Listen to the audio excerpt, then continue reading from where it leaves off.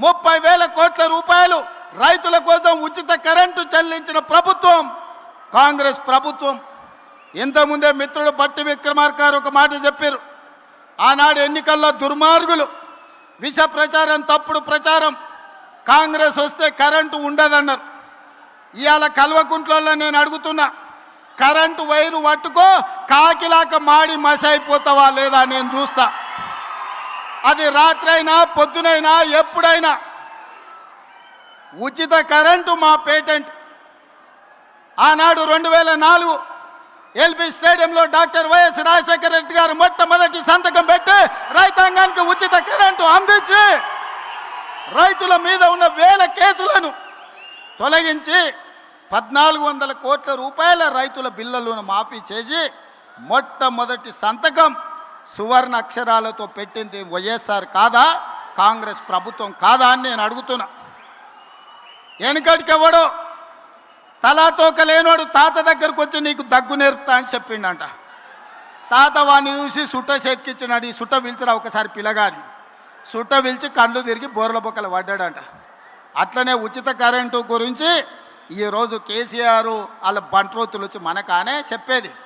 10 ఏళ్ళు ఉచిత కరెంట్ ఇచ్చి రైతులను ఆదుకున్న కాంగ్రెస్కు ఉచిత కరెంటు పేటెంట్ రైట్ అయితే మనల్ని కాదని దాన్ని కొట్టేద్దామని చూసారు.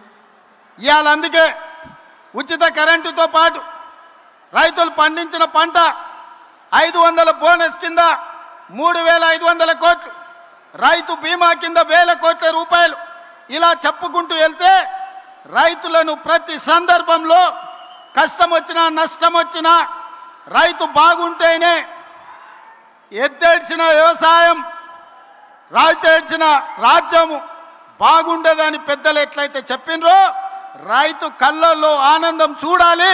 ఆ రైతుల ఆనందమే మా ఆశీర్వాదము. ఈ రైతు ఆశీర్వాద సభ అని ఈనాడు సభను ఏర్పాటు చేసుకున్నాం. కుళ్ళు కుతంత్రాలు, కుట్రలు, తప్పుడు ప్రచారాలు, ఇంట్లోనే పోటాపోటీ, ఒకని మీద ఒకనికి నమ్మకం లేదు. వాడిని చూస్తే వీడు, వీడిని చూస్తే వాడిని నమ్మడు. వాడో గుంపు వీడో గుంపు. ఈ గుంపులలో గిల్లి కజ్జాలు. మన కన్నెపల్లి కోయిండు, మేడిగడ్డల నీళ్లు నింపండి కన్నెపల్లి ఎత్తండి. అరే బుర్రత కూడా, ఒకవేళ మేడిగడ్డల గేట్లు దించి నీళ్లు నిలబెడితే మేడిగడ్డ ఇప్పటికే కుంగిపోయింది. రేపు తెగిపోతే భద్రాచలం రాముడే ఉండర్రా, 44 ఊర్లు ఖమ్మం జిల్లాలో కొట్టుకుపోతే దుర్మార్గుడా. నీ లుచ్చ రాజకీయాల కోసం మేడిగడ్డ నింపాలి, భద్రాచలం కొట్టుకుపోయేటట్టు చెయ్యాలా అని అడిగితే నోట్లో మాట లేదు. తెల్లారే వాళ్ళ బావ వచ్చిండు. ఇక ఈ బామ్మార్దులు వెనుకడికి ఎవడో ఉన్నాడంట. బామ్మార్ది తపస్సు చేసిండు. రాజ్యంలో రాజును ఎట్లయినా తండ్రి రాజ్యం ఇస్తలేడు, తండ్రిని కానేసి రాజ్యంను ఏలుకోవాలని పెద్ద మర్రి చెట్టు ఎక్కి తపస్సు కూర్చున్నాడు. బామర్ది మా అయ్య పోవాలి, నాకు అధికారం రావాలని కఠోరమైన తపస్సు చేసిండు. ఆ తపస్సుకు దేవుడు ప్రత్యక్షమయ్యే పరిస్థితి వచ్చింది. బావకు తెలిసింది బ్రహ్మదేవుడు వచ్చేటట్టే ఉండు, బామ్మార్దికి వరం ఇచ్చేటట్టే ఉండని. మళ్ళీ నేను బయట ఉంటే ఆగమైతాని వాడు వచ్చి చెట్టు కింద కూర్చున్నాడు, ఏర్ల కాడ ఊడల కాడ. దేవుడిగా బయలుదేరిండు. మొదట బామ్మార్ది దగ్గరకు వచ్చిండు. ఈ లోపల బామ్మార్దికి తెలిసింది కింద బావ కూడా కూర్చున్నాడు, తపస్సు చేస్తుంటే దేవుడు ఆడిపోతాడని. వీడికి అసలే మిడిమిడి జ్ఞానం, తెలివి తక్కువడు. కిందల పడేది తెలియదు, కీసల పడేది తెలియదు.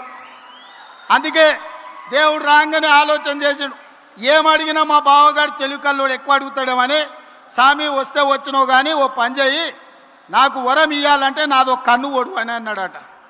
అదేంటంటే నేను మళ్ళీ చెప్తా కానీ స్వామి నువ్వు అయితే మొదలు ఒక కన్ను ఓడు అని. సరే వీడు ఇంత కఠోరమైన దీక్ష చేసి కన్ను ఓడడం అంటే నాదేం పోయిందని వాని కంట్లో ఏలు